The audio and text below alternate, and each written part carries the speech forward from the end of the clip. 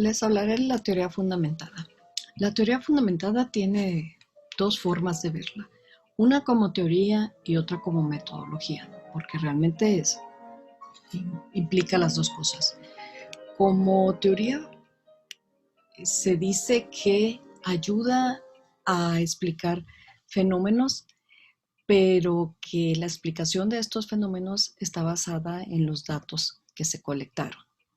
Y los datos que se colectan durante la metodología o la aplicación metodológica de la teoría fundamentada. ¿Cómo es que se aplica la teoría fundamentada? Bueno, antes de empezar a explicarles cómo es que esto ocurre, dejen y les cuento que la teoría fundamentada tiene su origen en algo que se llama la interacción simbólica.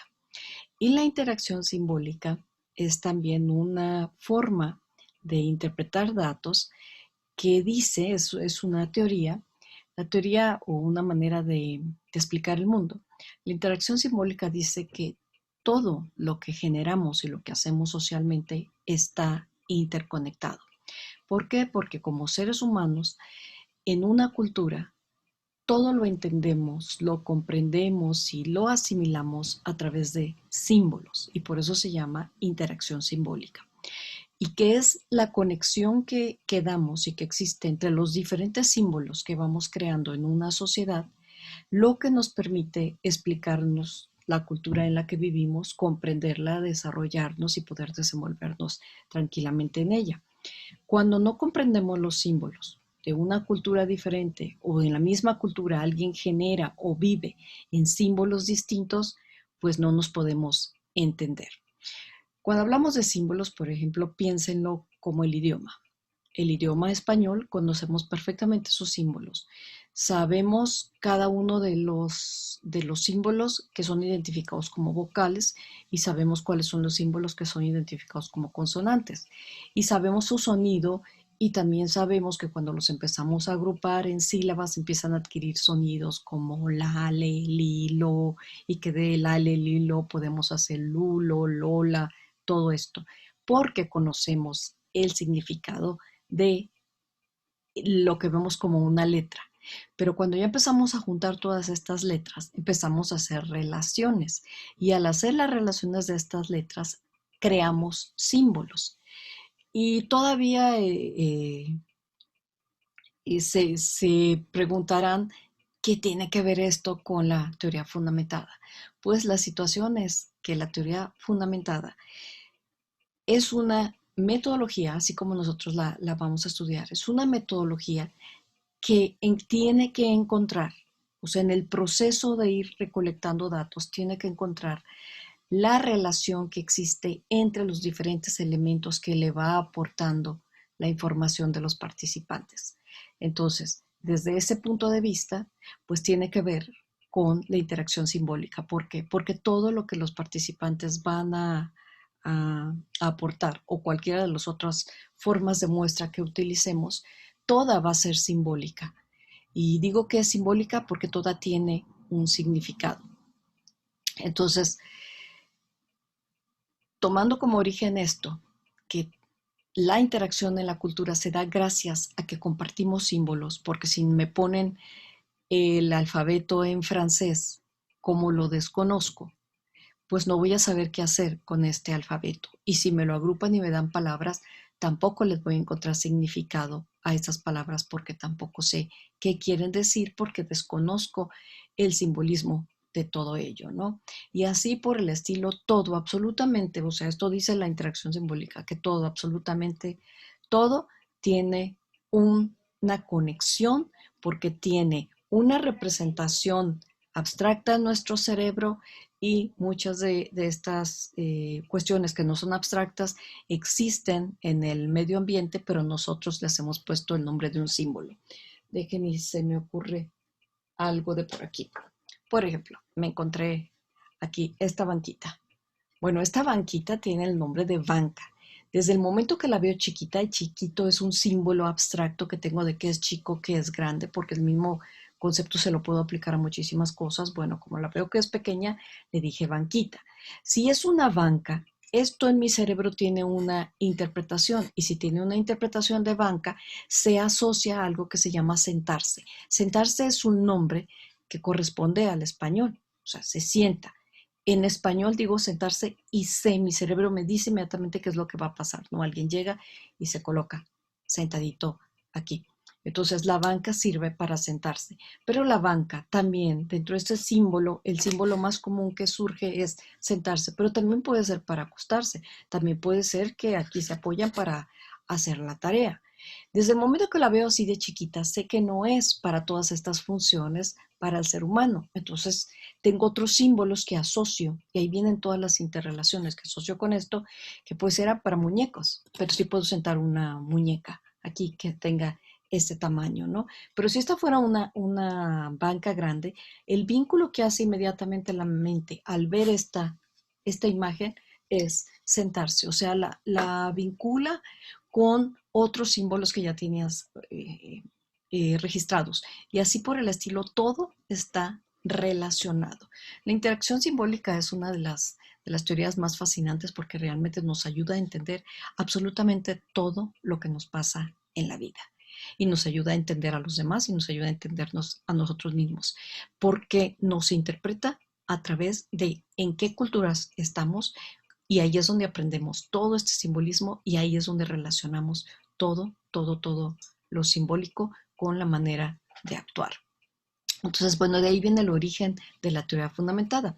Pero la teoría fundamentada como método, lo que se propone es extraer información para crear una teoría a través de esa información.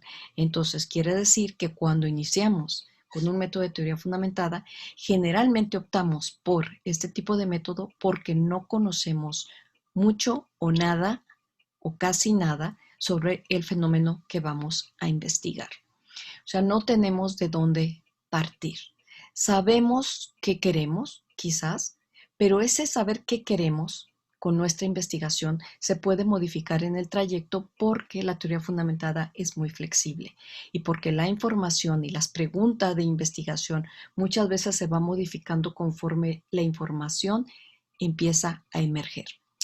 Estoy empezando a usar las palabras que vienen con la teoría fundamentada, por ejemplo, emerger, códigos, memos, muestra teórica, son palabras que están pegaditas a este tema porque son las que utilizamos.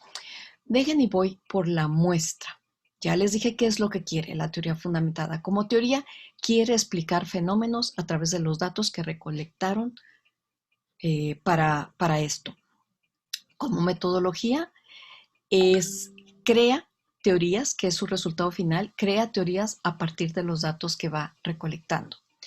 Estos datos que va recolectando se pueden adquirir de diferentes formas. La categoría más común de las diferentes formas de obtener datos para teoría fundamentada es la entrevista, pero no es cualquier tipo de entrevista. A la entrevista que utilizamos para la teoría fundamentada le llamamos teoría a profundidad. Y entonces se llama teoría a profundidad porque no dejamos a la persona con la que estamos entrevistando, no la dejamos de visitar y de entrevistar hasta que nos sentimos que hemos respondido absolutamente a todas las preguntas. Puede ser que estamos entrevistando a 5 o 10 personas para nuestro proyecto de teoría fundamentada y tomamos turnos entre las personas porque inicio la primera entrevista con mi persona A y luego esa entrevista dura 50 minutos. 2 días después o al siguiente día o el mismo día voy y entrevisto a la persona B, también por 50 minutos, 45 minutos. Los tiempos pueden variar y ya hablaremos de esto cuando hablemos de entrevista. Y luego entrevisto a la persona C y luego a la persona D. Cada una de estas personas probablemente pude haber empezado de la misma manera, pero ¿cuánta información aportaron estas personas que me va a cambiar el patrón de lo que yo pensaba que le iba a seguir preguntando? Eso puede variar muchísimo entre persona y persona. Y cada una de estas personas está aportándome datos para generar finalmente una teoría. Soy libre en la teoría fundamentada y en la estrategia que seguimos, soy libre de preguntar y preguntar y preguntar todo lo que considere que es conveniente para poder tener suficientes elementos y crear una teoría. A toda esta información que va surgiendo durante mis entrevistas, yo cuando la voy colectando, llevo al mismo tiempo algo que se llama el diario de campo. Y en mi diario de campo voy anotando preguntas que se me ocurren. O sea, estoy escuchando a la persona y digo, creo que debería de preguntarle también esto. Y voy anotando, ¿por qué me diría aquello? Si no, si hay algunas preguntas que se me escapan en ese momento o el tiempo se me termina o el participante ya está muy cansada o cansado, yo tomo nota de las cosas que quiero preguntar después. Aparte del diario de campo que va de la mano con la entrevista, realizo otro tipo de documento que se llaman los memos. Y los memos son reflexiones que hago sobre sobre lo que los participantes me dijeron. Así es que si, por ejemplo, un participante, vamos a suponer que estoy haciendo un estudio de teoría fundamentada sobre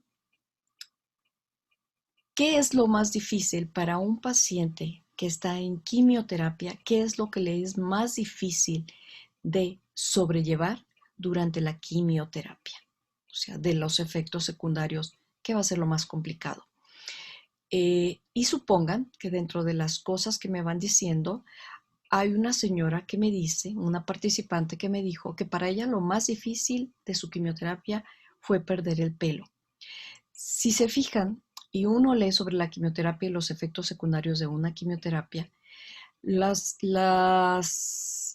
síntomas, porque perder el pelo sería un signo, pero los síntomas son más desagradables que los signos. Por ejemplo, la náusea, el dolor abdominal, la pérdida del olfato, la pérdida en gran parte también de su oído, pero especialmente la pérdida del olfato y la pérdida del gusto. La literatura médica las describe como de lo peor que le pasa a un paciente en cuanto a que el paciente se ha quejado de esto.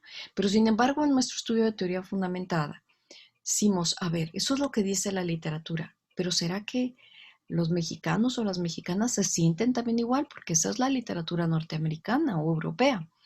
Y entonces empiezo a hacer el estudio con mujeres y hombres mexicanos y resulta que eso sale. Esa información que decían los libros sí surge también, pero empiezan a surgir muchos temas nuevos.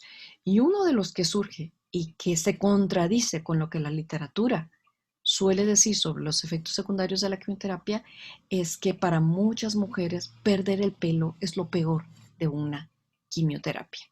Si es que tienen la quimio que les hace perder el pelo, porque con algunas no se pierde o se pierde poco. Pero sí es de la que tiene que perder el pelo. Y entonces acá surge, y cuando empieza a aparecer en varias entrevistas ese tema de perder el pelo es lo peor que me pasó con la quimioterapia, o es lo que más mal me hizo sentir, o es lo que me hacía perder la esperanza de que mi vida iba a volver a ser la de antes. Ahí tenemos algo que se llama teoría emergente. Y entonces para que vayan recordando los nombres. Las teorías emergentes surgen de la información que te van dando los participantes.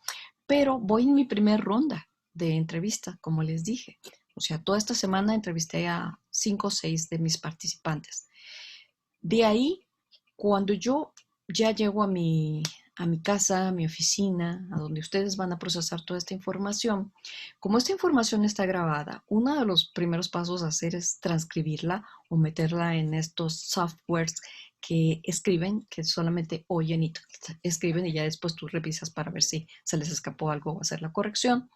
Hay que hacer esa transcripción y te pones a leer otra vez lo que las personas te dijeron. Ahora sí lo lees porque antes lo escuchaste. Lees lo que las personas te dijeron y entonces generas, aparte de los memos que ya generaste en tu diario de campo, generas memos específicos para lo que estás escuchando ahí, que quizás son memos que no generaste en el diario de campo. En el diario de campo anotas el qué, el cómo, el quién, de lo que estabas haciendo en el campo, a qué horas empezaste la entrevista, cuándo terminó, si tuviste fallas técnicas, si apareció alguien más y los interrumpió, si la persona se veía ese día muy triste o alterada y decidiste solamente platicar 5 minutos. O sea, es como un diario personal. Todo lo que está pasando ahí. También reflexionas en el diario de campo sobre cómo te sientes tú como investigador e investigadora en el trabajo que estás haciendo, qué cosas te están incomodando, te haces propuestas a ti mismo. O sea, el diario abarca muchísimo, pero en esta cuestión de los memos, en el memo es, oyes a la persona decir algo, inmediatamente tú haces una reflexión, ¿no? Por ejemplo, escuchaste que la señora Conchita dijo que lo peor para ella fue perder el pelo en las quimioterapias y tú pones un memo ahí chiquitito, si alcanzas, porque tampoco te puedes distraer mucho de la atención que le tienes que prestar a la señora, y pones un memo chiquitito sobre, yo hubiera creído que perder el pelo no tenía nada de importante comparado con perder el sentido del gusto. O sea, esa es tu reflexión sobre lo que la señora dijo. Pero como generalmente no nos alcanza el tiempo para estar haciendo tantas reflexiones mientras estamos haciendo la entrevista, porque si hacemos esto tendemos a no poner atención a lo que nos dijeron y luego a repetir preguntas de algo que ya se nos dijo y que nos deja en obviedad de que no estamos poniendo atención. Y a ninguna persona que nos está concediendo una entrevista, que nos está dedicando su tiempo, que nos está abriendo un espacio de su vida, le va a ser grato saber que no le estás poniendo atención. Entonces, depende de las capacidades de cada quien, de lo lento con la que la persona hable, de la confianza que ya se tengan como para decir, a ver, espéreme un momento, Conchita, déjeme hacer una notita ahora sí, dígame. Pero debo aclararles que no les recomiendo parar a las personas. O sea, no es que sea imposible ni que no se deba hacer, pero en general no lo recomiendo porque cuando uno interrumpe al entrevistador puede perderse el hilo de la conversación y ya no regresa a hacer lo que estaba haciendo, ¿no? O las emociones que se estaban mostrando. Pero bueno, una de lo que estarán notando aquí en la investigación cualitativa es que casi estoy como la chimoltrufia. Como digo una cosa, digo la otra. O sea, digo, puedes hacer esto y luego digo, pero mejor no lo hagas. Es que esto es así. La investigación cualitativa es flexible, no es de reglas tajantes de usted tiene que hacer A, B, C, D. No, sí tenemos una metodología, pero también nuestra metodología en esto nos permite muchísima flexibilidad. Tanta flexibilidad que pudiste haber iniciado con un tema, con una pregunta de investigación y terminas con otra, especialmente si estás haciendo teoría fundamentada. ¿Por qué? Porque la pregunta de investigación se va a ir cambiando conforme a yo voy escuchando a mis participantes. Así ellos empiezan a hablarme de su propia experiencia, o sea, de su fenómeno con la quimioterapia, y yo voy teniendo muchas más preguntas que desconocía al principio o que son nuevas y no tienen nada que ver con la literatura que yo había leído. Entonces voy tomando nota de todo esto y aparte de que ya está transcrito, hago memos. A eso sí es algo que ya hago en mi casa o en mi oficina. Memos de las transcripciones. Tengo, por ejemplo, una hoja de Word y a un lado divido mi hoja de Word en dos columnas, una columna muy grande para todo el texto y una columna al lado derecho donde voy poniendo memos o preguntas que puedo relacionar con colores, haciendo un lineado de color ahí en Word, memos para diferentes partes del texto. ¿Y los memos qué son? Los memos son reflexiones que tú como investigador, investigadora haces sobre lo que la persona te va diciendo. Entonces, cada una de esas reflexión, les puedo poner otro ejemplo. Resulta que dentro de los efectos secundarios, alguna vez una persona me dijo de quimioterapia que ella se mejoraba muchísimo los efectos secundarios con sal de uva. Y bueno, en nuestra conversación, el sal de uva surgió muchísimas veces, tanto que yo tenía mis memos y parte de mis memos era, por ejemplo, el primero fue investigar qué tiene que ver el sal de uva con los efectos secundarios de los malestares gástricos que siente la señora. Otro de mis memos decía propiedades químicas. O sea, yo ya le había agregado estas son las propiedades químicas del sal de uva y no encuentro cómo puede ser tan eficaz en disminuir las molestias de ella cuando este antiemético que le han dado tiene esto y esto, esto que actúa a nivel de sistema nervioso central, que es mucho más efectivo, pero la señora dice que para ella nada como el sal de uva. Situaciones como esas, o sea, yo las voy reflexionando. Entonces, todo lo que sean tus reflexiones sobre lo que la persona te dice, preguntas que tú te haces a ti misma, que no se las vas a preguntar al señor porque no le vas a preguntar, por ejemplo, los componentes químicos del sal de uva, eso tú lo vas respondiendo y los vas teniendo en el memo. Regresas a las entrevistas, o sea, ya le hiciste una primera ronda, haces una segunda, haces una tercera, haces muchas rondas de entrevistas hasta que vas teniendo tanta información que ya te empezaste todas estas teorías emergentes. De todas tus teorías emergentes ya tienes una o dos que dices, es que esta es mi principal teoría y esta es la que me voy a responder con todas mis preguntas, o ya me las estoy respondiendo o creo que ya tengo suficiente material para responderla. Entonces, cuando ya sabes que tienes suficiente material para responderla y que crees que no vas a escuchar nada más nuevo, ahí paras de entrevistar. Entonces, ¿cuántas entrevistas le vas a hacer a cada participante? No se sabe, no se determina. No es como con la investigación cuantitativa que uno dice voy a aplicar una encuesta a 500 personas y las tienes que establecer y las tienes que respetar y cumplir. Acá no. ¿Cuántas te va a tomar realmente generar suficiente data, suficiente información como para sustentar tus teorías emergentes o tu teoría emergente? Eso no lo sabes. Hay un promedio, yo sí tengo, o sea, cuando lo lean en la literatura general y lo que leyeron para sus trabajos, hay promedios de más o menos cuántas, pero esto también depende de qué tipo de participantes tengas. Hablando de participantes, ¿cómo eliges a tus participantes? Hay diferentes tipos de muestras que se utilizan en investigación cualitativa, pero para la teoría fundamentada, la muestra que más empleamos es una que se llama muestra teórica. Y esto quiere decir que yo empiezo con 3 personas y voy a ir agregando más y más y más personas dependiendo de las necesidades de mi estudio. Si mi estudio me dicen, uy, hay un fenómeno bien interesante, pero las 3 personas no te han dado suficiente como para justificar la teoría, agregas otra persona y agregas otra persona y agregas otra persona. Esa es la muestra teórica. También es parte de la muestra teórica que no sabes cuántas entrevistas le vas a hacer. Le vas a hacer cuantas entrevistas sean necesarias hasta llegar a algo que se llama la saturación de la muestra. Y la saturación de la muestra está ligada a otro término que se llama ay, se me escapó el nombre. Saturación de la muestra está ligada a la saturación de los datos. Decimos que se saturaron los datos cuando ya no surge nada nuevo de nuestra investigación. Antes de continuar con el siguiente paso que tiene que, o sea, nos quedamos en transcribí, leí, generé memos, vuelvo, hago más entrevistas. Pero lo que tiene que ver con el análisis de los datos es lo que hago en mi escritorio. Hasta ahí me quedé con que hice memos de todo lo que ya tengo escrito y todavía considero que debo salir a hacer más entrevistas porque no tengo suficiente información para sustentar las teorías emergentes. O todavía no he seleccionado ni cuál es la teoría emergente más fuerte que tengo aquí. Y la más fuerte está determinada por lo más novedoso, cuál es la novedosa, qué es lo que no se sabía y por la cantidad de información que tengas para sustentarla.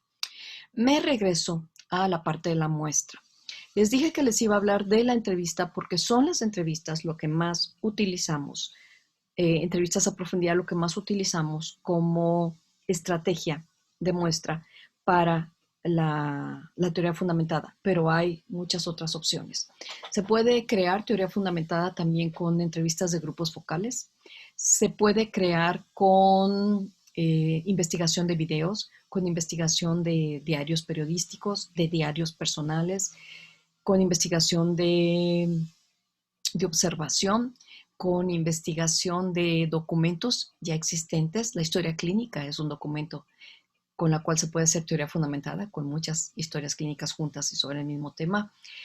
Y me falta, dije fotografía, y si no, esa es la que creo que me faltaba. O sea, todos estos documentos y toda esta información me pueden ayudar para crear teoría fundamentada.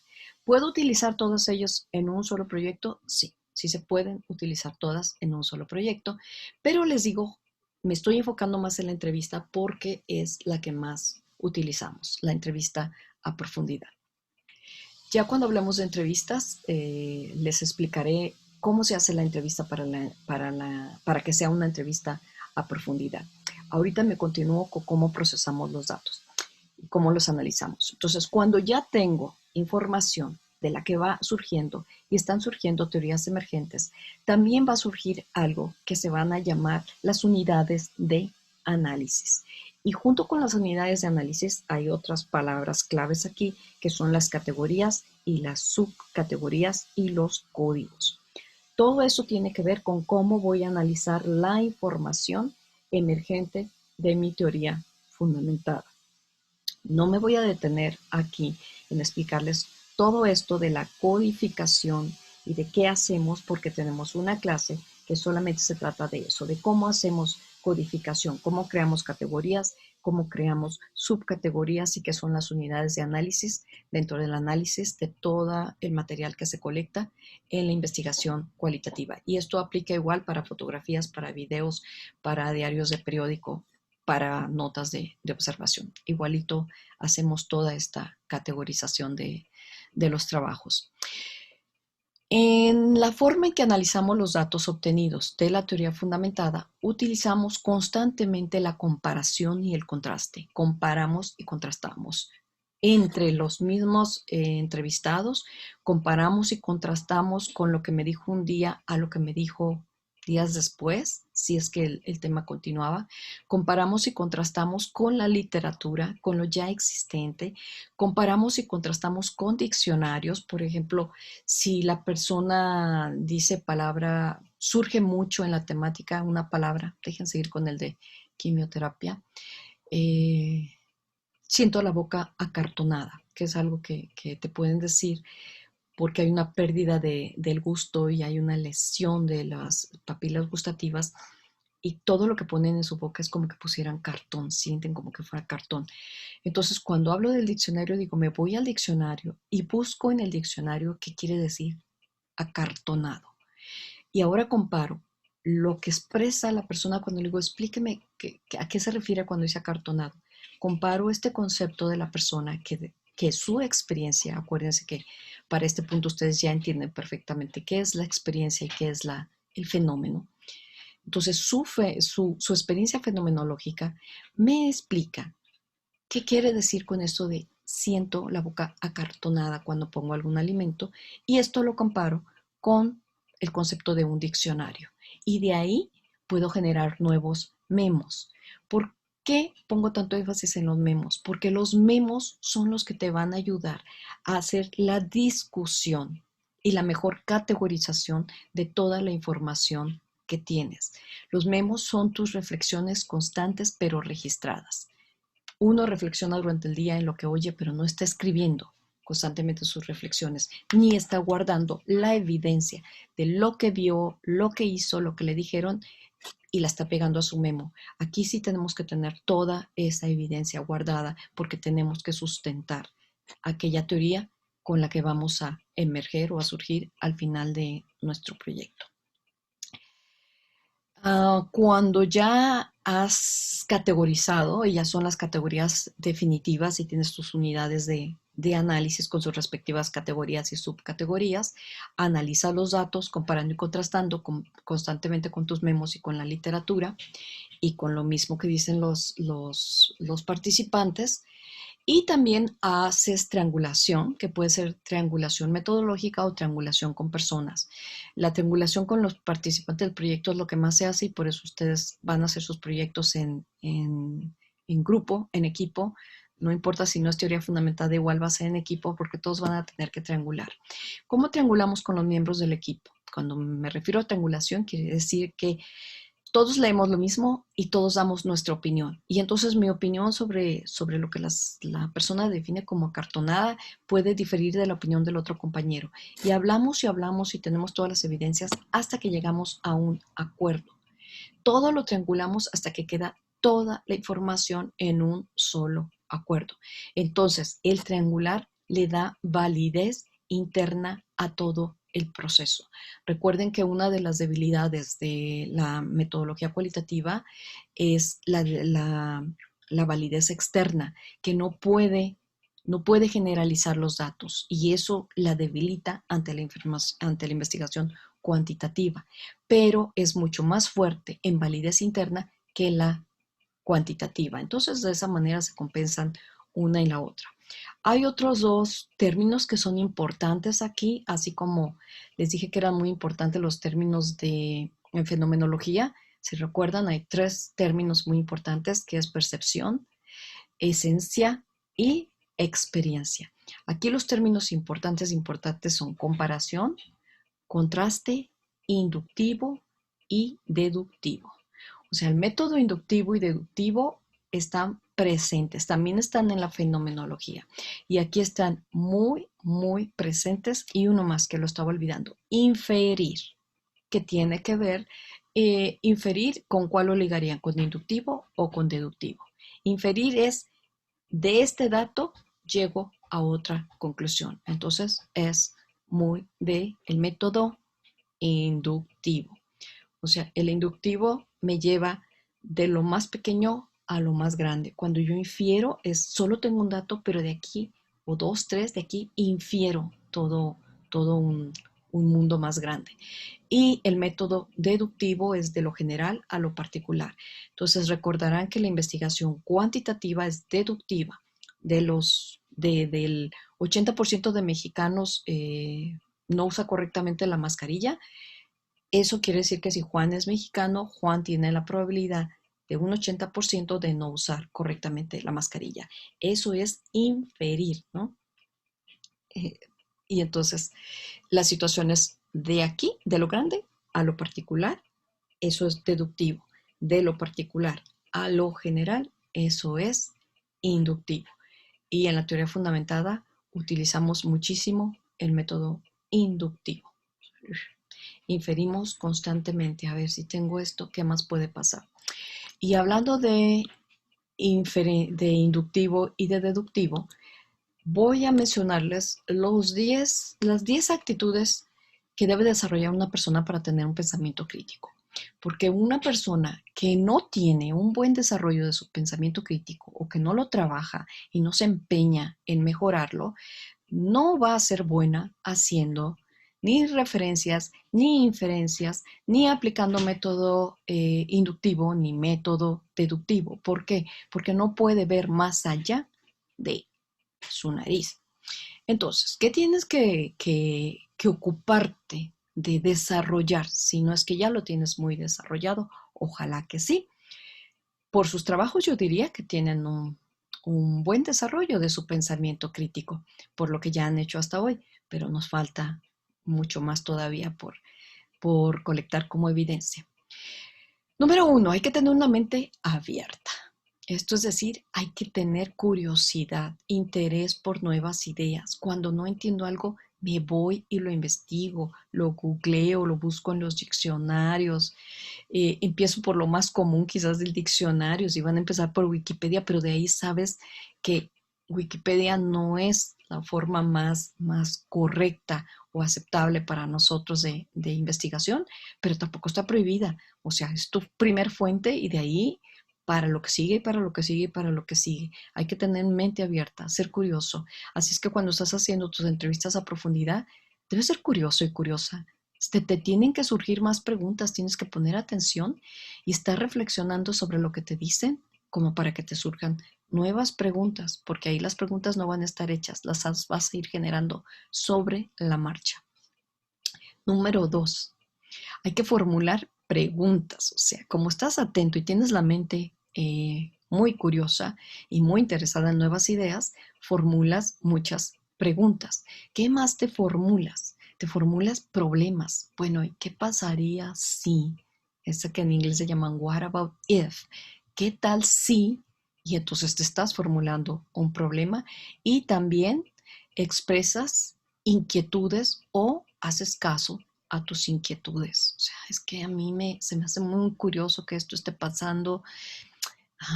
Yo creo que ahí estás usando tu segundo escalón importantísimo del pensamiento crítico. Infórmate es el tercero. Busca, lee, descarga, entrevista, observa.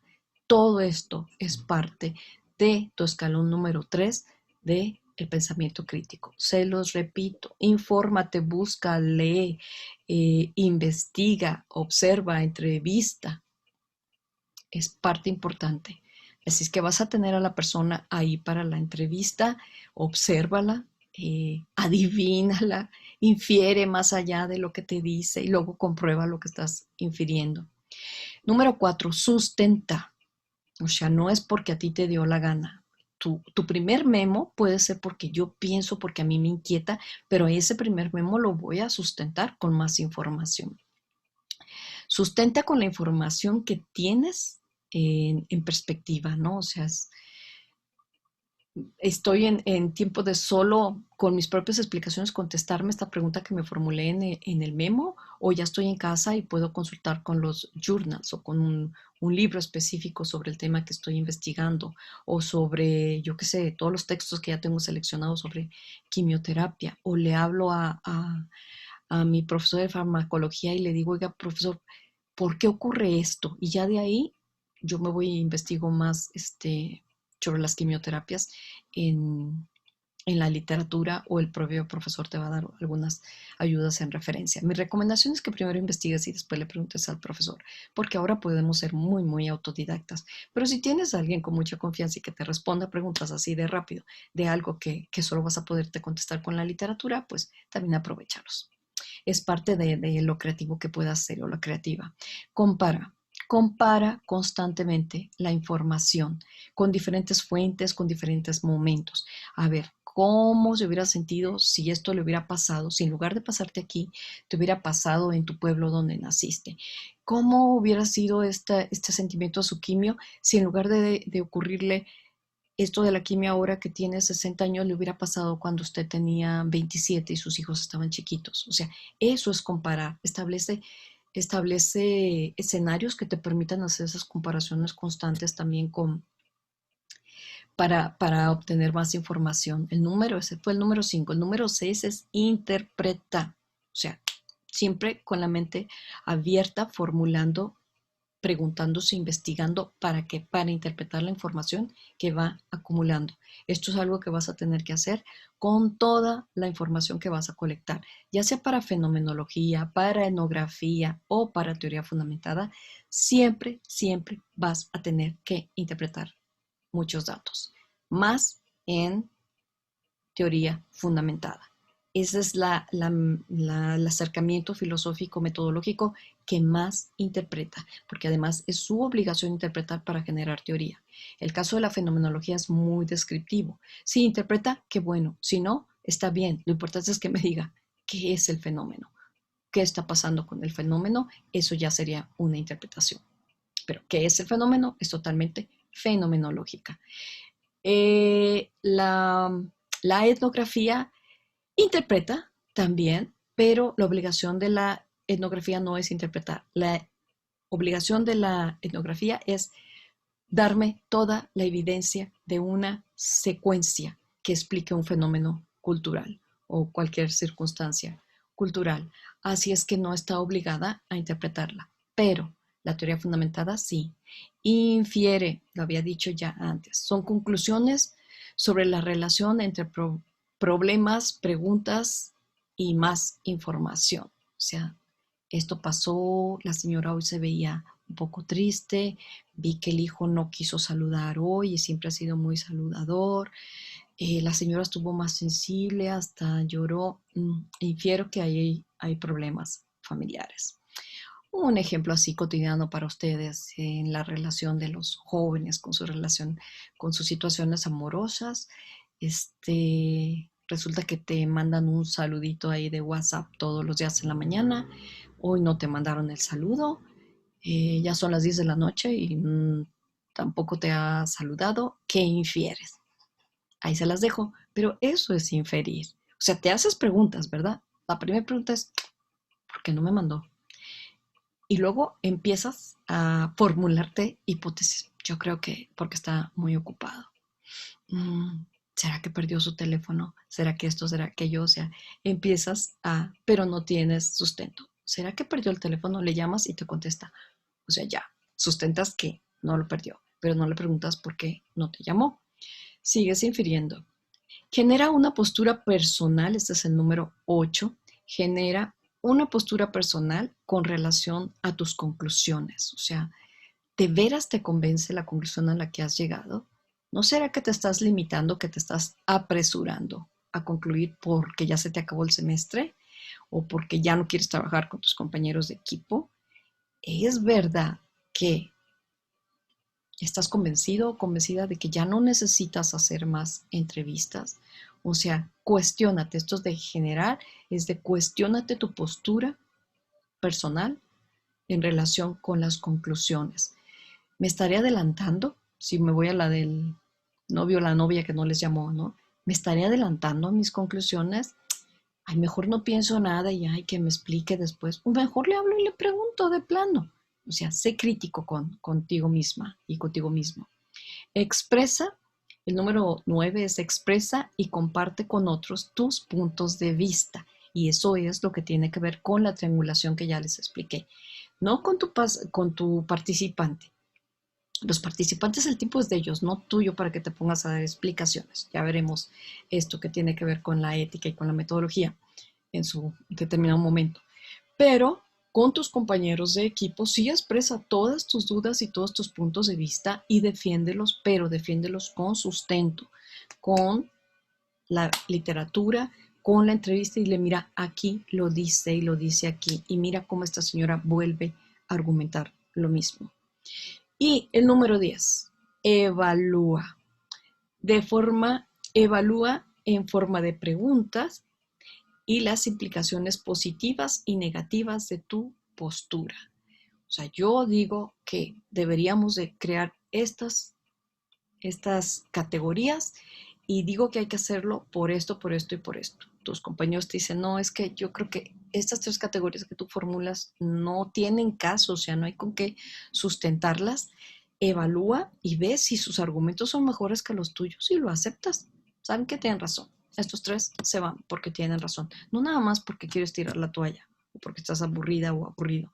O sea, realmente, así como les dije que tienes que ser muy consciente de cuál es mi postura ante todo eso. Igual en la evaluación tienes que ser muy honesto de aceptar porque tienen razón, no por solamente por continuar el trabajo y por ya no entretenerte.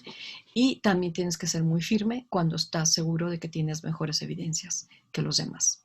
Entonces, esa es una tarea, desarrollar más el pensamiento crítico porque sin él estamos perdidos y perdidas a la hora de hacer el análisis de los datos, de todo, de cualquiera de las 3 estrategias que querramos seguir, ya sea fenomenología, teoría fundamentada o, o etnografía. Y ahorita que estoy viendo aquí, vi acá, hay una imagen de la Virgen de Guadalupe. Bueno, yo me sentí así como en la oficina de la Rosa de Guadalupe. Está bien, ¿no? Este, Nomás me falta la florecita blanca así para que caigan. Pero bueno, sí ayuda y para todos los que son católicos y no católicos, o sea, si la Virgen agarra parejo, pues ojalá que les ayude y me ayude a mí a que cada día desarrollamos más nuestro pensamiento crítico, porque este es útil en todo. No hay manera de hacer los mejores diagnósticos clínicos para sus pacientes y de decidir los mejores tratamientos y manejos para ellos si su pensamiento crítico no está así, al 100 siempre, pendiente y revisando cada una de las etapas y aprobándolas para saber que realmente tomaste el mejor o tomaste la mejor de las decisiones. Entonces, acá lo aplicamos, acá no es de vida o muerte en nuestros proyectos de investigación, pero sí es importante para tener los mejores resultados posibles, para hacer el juicio del análisis más justo y más apegado a la ciencia posible también, y claro, para que se te reconozca que tu pensamiento crítico está a todo su desarrollo. Bueno, les dejo aquí. Recuerden conceptos básicos de la teoría fundamentada. Es teoría emergente, muestra teórica, método inductivo, método deductivo, categorías, subcategorías, unidades de análisis y ¿de qué me estaré olvidando? Y teorías emergentes. Y hasta ahí dejamos el tema de teoría fundamentada.